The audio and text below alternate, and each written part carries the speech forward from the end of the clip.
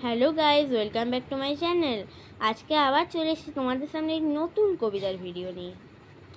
আমার কবিতাটি ভালো লাগলে কিন্তু লাইক, কমেন্ট, শেয়ার এবং সাবস্ক্রাইব করতে কেউই ভুলো না।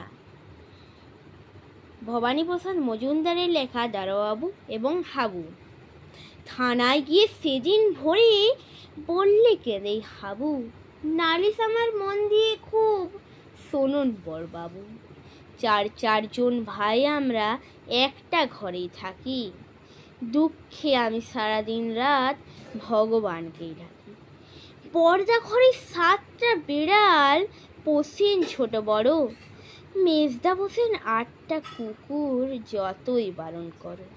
সেজদা পাগল 10টা ছাগল রাখেন ঘরে বেঁধে, গন্ধে তাদের প্রাণ যায় যায় মরছি কেঁদে কেঁদে।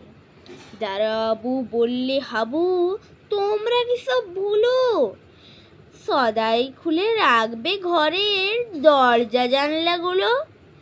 শুনে হাবু বেজায় কাবু, বললে করুণ সুরে, 150 পোষা পায়রা আমার যাবে যে সব উড়ে। Bye bye.